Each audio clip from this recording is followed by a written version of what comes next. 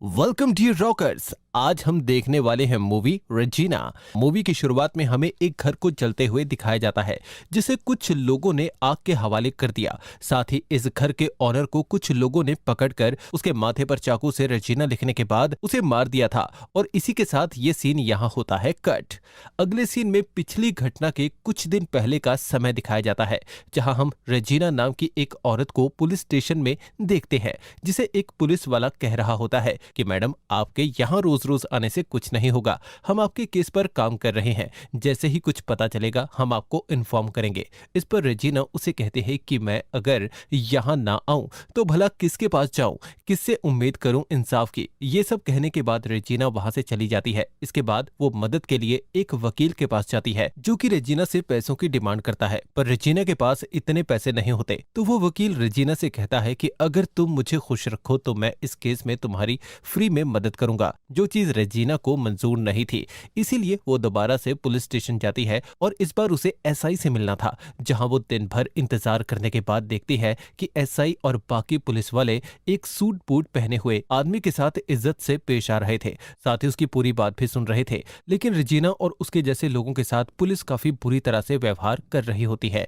ये सब देख रेजिना को काफी गुस्सा आता है, पर वो कुछ नहीं कर सकती थी। अब यहाँ से सीन फिर से प्रेजेंट में आता है, जहां उस आदमी को मारने की खबर सुनकर पूरा सिस्टम हिल जाता है, क्योंकि वो कोई आम आदमी नहीं था बल्कि एक वीआईपी था। पुलिस हर जगह रेजिना की तलाश कर रही थी, जिसने रेजिना के सभी करीबी लोगों को पकड़ लिया था। और इस घटना के कुछ दिनों के बाद पुलिस एक जोसेफ नाम के बूढ़े आदमी और मारी नाम की एक किन्नर को पकड़ती है, जो कि रेजिना के लिए अपनी जान भी दे सकते थे। मारी पुलिस वालों से साफ साफ कह देती है कि मैं तो रेजिना की पूरी मदद करूंगी, फिर चाहे इसके लिए मुझे कुछ भी करना पड़े, क्योंकि मैं उस गांव से हूं जहां खाना और जरूरत की बाकी चीजें आसानी से नहीं मिल पाती थी। तब रेजिना के पिता ने हमारी बहुत मदद की थी और आज उनकी बेटी को हमारी जरूरत है, तो हम पीछे नहीं हटेंगे। दूसरी तरफ जोसेफ को भी 3rd डिग्री टॉर्चर दिया जा रहा था, ताकि वो बताए कि रेजिना कहां पर है, पर वो नहीं बताता। और पुलिस वाला उससे सवाल करता है कि तुम रेजिना को कैसे और कब से जानते हो, जिसके जवाब में जोसेफ उससे बताता है कि मैं और रेजिना के पिता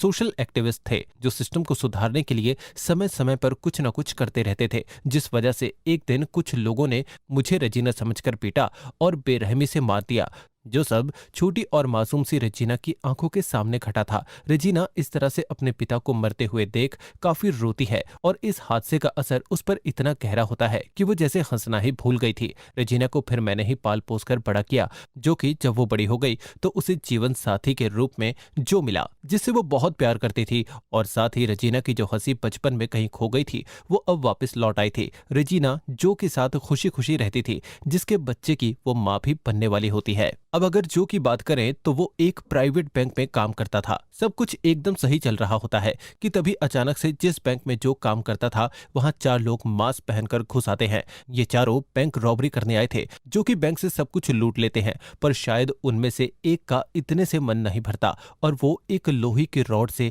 बेचारे जो को तब तक मारता है जब तक कि वो मर नहीं जाता। फिर ये सभी एक कार से भागने की कोशिश करते हैं, लेकिन उनके पीछे पुलिस की गाड़ियां लगी हुई थी और भागने के चक्कर में चारों की गाड़ी का एक्सीडेंट हो जाता है। इसीलिए 3 चोर तो भाग खड़े होते हैं, पर जो गाड़ी चला रहा था वो घायल होता है, तो पुलिस उसको पकड़ लेती है। इधर रेजिना को जब जो की मौत के बारे में पता चलता है तो वो दोबारा से बुरी तरह से टूट जाती है। पिता के खोने के गम को तो उसने किसी तरह से सह लिया था, पर इस दुख को वो नहीं सह पाती और टूट जाती है। लेकिन उसे जो के कातिलों को सजा दिलवानी थी, तो वो पुलिस स्टेशन के चक्कर काटना शुरू कर देती है, क्योंकि इस घटना के 1 महीने बाद भी पुलिस उस चोर के बजाय किसी और को पकड़ ही नहीं पाती थी। इसीलिए वो दोबारा से एसआई से मिलने की कोशिश करती है, जो कि रेजिना की बात सुनकर उस पर भड़क जाता है और उसके साथ काफी बुरी तरह से पेश आता है, क्योंकि रेजिना ने उसकी काबिलियत पर सवाल उठा दिया था। इसीलिए वो रेजिना से कहता है कि तुम चुपचाप यहाँ से चली जाओ, नहीं तो तुम्हारे साथ अच्छा नहीं होगा। ये सुनकर रेजिना रोते हुए बाहर आ जाती है और स्ट्रेस की वजह से उसका मिसकैरेज हो जाता है। उसे कुछ समझ में नहीं आ रहा था कि वो क्या करे, इसीलिए वो खुद को कमरे में कुछ दिनों के लिए बंद कर लेती है। फिर वो ये सब छोड़कर इस जगह से दूर जाने का फैसला करती है, जिसके साथ ही कहानी अब कुछ साल आगे बढ़ जाती है और हम रेजिना को बिल्कुल ही नए अवतार में एक बीच कैफे में काम करते हुए देखते हैं। दरअसल ये कैफे जूली नाम की एक लेडी का है, जो कि एक प्यारी सी बच्ची की माँ और जूली का पति डेविड किसी जुर्म की सजा जेल में काट रहा है। यहाँ हम देखते हैं कि रेजिना और जूली के बीच काफी अच्छी दोस्ती है। इस बार कम कैफे में रेजिना गाने गाकर लोगों का दिल बहलाती है। एक दिन रेजिना के पूछने पर जूली बताती है कि मैं अपने पति से बिल्कुल भी खुश नहीं हूँ, क्योंकि मेरे बाप ने अपने उधार को चुकाने के लिए कुछ पैसों के बदले मेरी शादी डेविड से करवा दी, जो कि अब जेल काट रहा है, और मैं अपनी बच्ची की वजह से उसके साथ इस रिश्ते में बंधी हुई हूँ।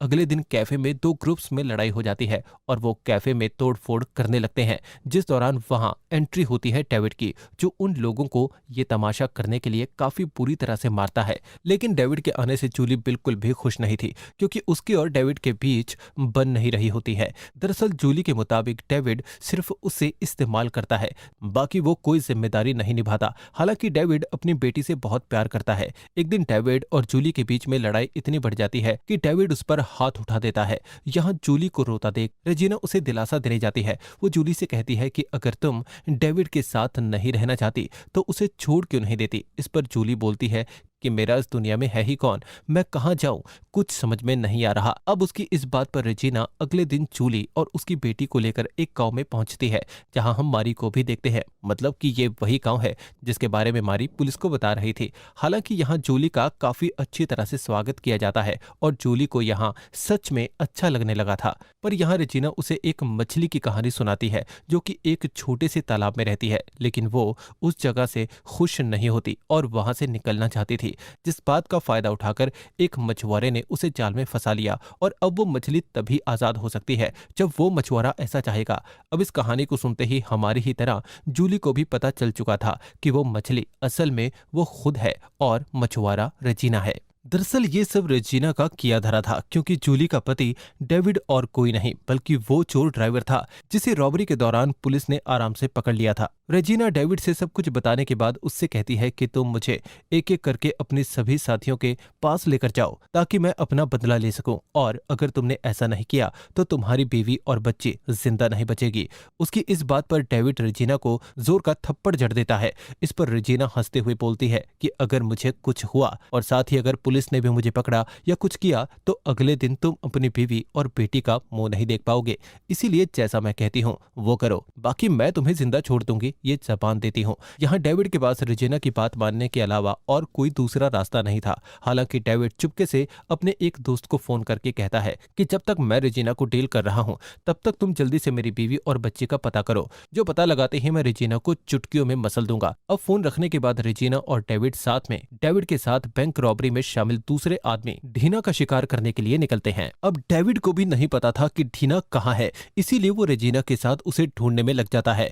इधर हम देखते हैं कि डेविड की बीवी जूली और उसकी बच्ची काफी खुशी से रह रहे थे, मतलब कि इसमें जूली भी रेजिना का साथ दे रही थी। इधर डेविड रेजिना से बताता है कि मैं इस क्राइम में सिर्फ इसीलिए शामिल हुआ क्योंकि इसमें मुझे अच्छे पैसे मिल रहे थे, बाकी तुम्हारे पति को मारने में मेरा कोई हाथ नहीं था। जिस पे रेजिना कहती है कि मेरे पास बदला लेने के अलावा जीने की कोई वजह नहीं है, इसीलिए मैं ये बदला लेकर रहूंगी। दूसरी तरफ डेविड का दोस्त मैरी के घर का पता ढूंढ निकालता है और वो डेविड से कहता है कि आधे घंटे में मैं तुम्हारी बीवी और बच्ची का पता लगा लूंगा, उसके बाद तुम रेजिना को मार डालना। इधर रेजिना भी डरी हुई थी, लेकिन उसने पहले से सब कुछ सोच कर रखा हुआ था। इस प्लान को अंजाम देने से पहले उसने काफी तैयारी की थी, जैसे कि एक गैंग बनाना जो हर कदम पर उसका साथ दे। ये काम रेजिना के पिता के कॉन्टैक्ट से संभव हो पाया, जो जोसेफ ने दिया था, और मारी ने रेजिना को काफी चीजें सिखाई, यहाँ तक कि रेजिना ने गन चलाने की ट्रेनिंग भी ली थी। ढीना के पास जाने से पहले डेविड रेजिना से कहता है कि ढीना बहुत ही खतरनाक आदमी है, जो कि हमेशा अपने आदमियों से घिरा रहता है।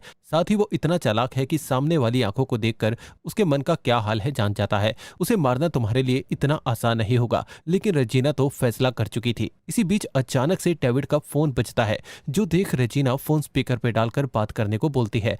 फोन के उस तरफ से डेविड का दोस्त था, जो बताता है कि हमें मारी उसके घर पर नहीं मिली, उसने अपना घर काफी पहले ही छोड़ दिया था, इसीलिए तुम किसी तरह उसे कुछ दिन और झेलो, हम कुछ न कुछ करके तुम्हारी बीवी और बच्ची को ढूंढ लेंगे। ये सुनकर रेजिना बिल्कुल गुस्सा नहीं होती, बल्कि वो हंसते हुए डेविड से कहती है कि तुम अपनी कोशिश जारी रखो। इसके बाद हमें ढीना को दिखाया जाता है, जिससे मिलने के लिए डेविड रेजिना के साथ आता है। वो रेजिना को अपनी बीवी बताकर ढींगा से मिलवाता है। वो कहता है कि इसे मेरे काम से कोई प्रॉब्लम नहीं है, इसीलिए मैं इसे यहाँ लेकर आया हूँ। ढीना डेविड को बैठने को बोलता है। फिर डेविड उससे रॉबरी की बात छेड़ देता है, जिस पर ढीना बताता है कि मैं तो सिर्फ रॉबरी के इरादे से गया था, लेकिन मुझे नहीं पता था कि रवि वहां पर एक मर्डर कर देगा, जो कि उसने पहले से सोच कर रखा हुआ था। उसे किसी ने इस मर्डर को करने के लिए अच्छे पैसे दिए थे, रॉबरी तो बस एक बहाना थी। डेविड ढीना से पूछता है कि रवि अभी कहाँ होगा, तो ढीना बताता है कि मुझे पता नहीं, क्योंकि उस दिन के बाद मैं अलग हो गया और वो अलग काम करने लगा। सुना है वो केरला तमिलनाडु के बॉर्डर के एरिया के पास अपना धंधा चलाता है। यहाँ बात करते हुए ढीना की नजर रेजिना के बैग की तरफ जाती है, जिसे देखकर बोलता है कि इसमें जो गन रखी है वो किस मॉडल की है। ये सुनते ही रेजिना गन बाहर निकाल लेती है, पर उसके हाथ कांप रहे थे। ढीना भी यहाँ ओवर कॉन्फिडेंट था, क्योंकि उसे यकीन हो गया था कि रेजिना उसे नहीं मार पाएगी। पर रेजिना एक के बाद एक कई गोलियां उस पर उतार देती है, जिसके खून के छींटे रेजिना के ऊपर पड़ जाते हैं। और डेविड रेजिना को गोद में लेकर ये कहते हुए बाहर निकलता है कि किसी ने ढीना और मेरी बीवी दोनों को गोली मार दी। क्योंकि रेजिना पर भी खून लगा था, तो सब मान जाते हैं और अंदर ढीना को देखने चले जाते हैं। और इस मौके का फायदा उठाकर रेजिना और डेविड वहां से निकल जाते हैं। यहाँ डेविड अपने दोस्त से शेयर करता है कि रेजिना ने डेविड को मार दिया है।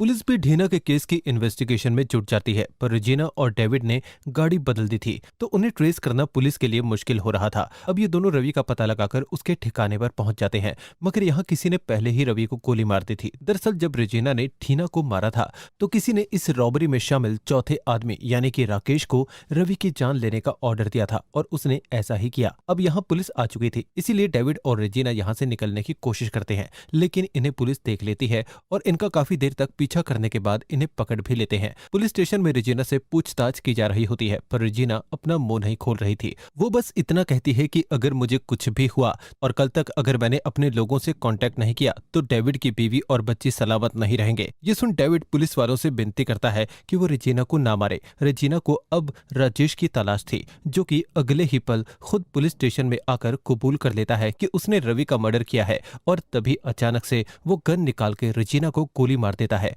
और ये देखकर वहां खड़ा एक पुलिस वाला राजेश को जान से मार डालता है। दरअसल इस पुलिस वाले को इसी काम के लिए सेट किया गया था, ताकि जैसे ही राजेश रेजिना को गोली मारे, वैसे ही वो राजेश को गोली मार दे। इससे होगा ये कि पुलिस इस केस को और नहीं खंगालेगी। यहाँ ये साफ था कि कोई नहीं चाहता था कि पुलिस का ध्यान दोबारा इस रॉबरी के केस पर जाए। बाकी बात करें रेजिना की, तो गोली उसके कंधे पर लगने की वजह से उसकी जान नहीं जाती। हालांकि वो घायल हो चुकी थी, इसीलिए उसे हॉस्पिटल में एडमिट करवा दिया जाता है, जिसे अब होश आ चुका था। तो वहां रेजिना से मिलने वहीं ऐसा ही पुलिस वाला आ जाता है, जिसके पास रेजिना अपने पति की मौत के बाद इंसाफ की मांग करने के लिए जाती थी। वो रेजिना को धमकी देने की कोशिश करता है कि तभी वहां एक जोर का धमाका होता है और वो बाहर देखने के लिए जाता है। वहीं एक आदमी अपना चेहरा ढककर रेजिना के वार्ड में घुस जाता है और उस पर ताबड़तोड़ गोलियां चलाने लगता है। बाकी बाहर एक मोटरसाइकिल में धमाका हुआ था। यहाँ एसआई अपने लोगों को दखल देने से रोक देता है, क्योंकि वो समझ चुका था कि कोई रेजिना को मारने के लिए आया है, मतलब कि इस रॉबरी केस में वो भी मिला हुआ था, इसीलिए उसने बाकी लोगों को अरेस्ट नहीं किया। इधर रेजिना उस आदमी से बचते हुए बाहर भागती है, जो कि अभी भी उस पर गोलियां चलाते जा रहा था। यहाँ हम देख पाते हैं कि रेजिना को एक भी गोली नहीं लग रही थी, क्योंकि ये रेजिना को भगाने की एक साजिश थी, जो कि बाहर आकर एक वैन में बैठकर चली जाती है। और जो रेजिना पर गोलियां चला रहा था वो डेविड का वही दोस्त है, जो कि मारी को ढूंढने की कोशिश कर रहा था। दरअसल जब रेजिना पकड़ी गई थी, तो उसने डेविड से उसके दोस्त को कॉल करवाया और मारी से कांटेक्ट करने के लिए बोला, ताकि वो दोनों मिलकर रेजिना को बाहर निकलवा पाए। ये काम डेविड और उसके दोस्त मजबूरी में जूली और उसकी बेटी को बचाने के लिए कर रहे थे, यानी कि रेजिना इस सिचुएशन के लिए पहले से ही तैयार थी। अब पुलिस उसे चारों तरफ ढूंढ रही थी, तो वो अब बिना देरी किए एमएलए रंगनाथन के घर को जलाकर उसे मार देती है, जिसके माथे पर उसने अपना नाम भी लिख दिया था। और यही सीन हमें शुरुआत में दिखाया गया था। अब रेजिना ने रंगनाथन को क्यों मारा, इसका पता हमें अगले सीन में लगता है, जब वो उसी प्राइवेट बैंक में घुसकर मैनेजर को सरेआम मौत के घाट उतार देती है। दरअसल रेजिना को इस बैंक में काम करने वाली एक लेडी ने बताया था कि जो की मौत के बाद जब मैं उसकी पोजीशन पर प्रमोट हुई, तो मुझे पता चला कि बैंक मैनेजर कुछ हाई प्रोफाइल लोगों को फेक डॉक्यूमेंट पर लोन दे रहा है, जिस बारे में जब मैंने उनसे बात करनी चाहिए तो उन्होंने मुझे जान से मारने की धमकी दी। मतलब कि जॉ को बैंक मैनेजर की इस करतूत के बारे में पता चल गया था और वो इससे रिलेटेड सबूतों को सबके सामने लाने वाला था। इसीलिए मैनेजर ने उसका मुंह बंद रखने के लिए उसे पैसे भी ऑफर किए। जो ने ये डील ठुकरा दी। अब इस स्कैम में एमएलए रंगनाथन भी मिला हुआ था, तो उसने मैनेजर के साथ मिलकर एक बैंक रॉबरी की आड़ में रवि के जरिए जो की जान ले ली और उसके ऊपर किसी को शक भी नहीं हुआ। अब डेविड पकड़ा गया, लेकिन एसआई रंगनाथन से मिला हुआ था, इसीलिए उसने बाकी लोगों को पकड़ा ही नहीं, क्योंकि अगर ऐसा होता तो ये स्कैम बाहर आ जाता। और इस चीज को छुपाने के लिए रंगनाथन ने ढीना की मौत के बाद राजेश और रवि को मरवा दिया। अब अपना बदला पूरा करने के लिए रेजिना काफी ज्यादा रोती है। तभी वहां उसे अरेस्ट करने के लिए वही एसआई आता है, जिसके सामने रेजिना सूट बूट में बैठी हुई होती है और एसआई से कहती है कि आपको दिख नहीं रहा कि मैं वीआईपी बन चुकी हूं, तो उसी तरह मुझसे बात कीजिए। जिस पर एसआई रेजिना से पूछता है कि तुम्हें क्या चाहिए। सामने से जवाब आता है इज्जत, और साथ ही गोलियों की भी आवाज आती है। मतलब कि रेजिना ने एसआई को मार दिया था और इस कारण पुलिस उसको अरेस्ट कर लेती है। लेकिन रेजिना अपने पिता की ही तरह एक सोशल एक्टिविस्ट बन चुकी थी, जिसने सिस्टम के खिलाफ लड़ाई छेड़ दी थी, जिसके कारण पुलिस भी उसे ज्यादा दिन बांध नहीं पाती और रेजिना उनके चंगुल से छूटकर कहीं गायब हो जाती है। यही वजह है कि पुलिस शुरुआत में मारी और जोसेफ से पूछताछ कर रही थी, जो कि रेजिना के खिलाफ अपना मुंह कभी नहीं खोलेंगे, क्योंकि रेजिना गरीबों के लिए सिस्टम से दो दो हाथ करने को तैयार थी। इसी के साथ ये मूवी यहीं पर खत्म हो जाती है। तो दोस्तों, कैसी लगी ये मूवी? अगर ये मूवी अच्छी लगी हो, स्टोरी अच्छी लगी हो, एक्सप्लेनेशन अच्छा लगा हो, तो इसे ज्यादा से ज्यादा शेयर करें, वीडियो को लाइक करें और चैनल को सब्सक्राइब कर दें।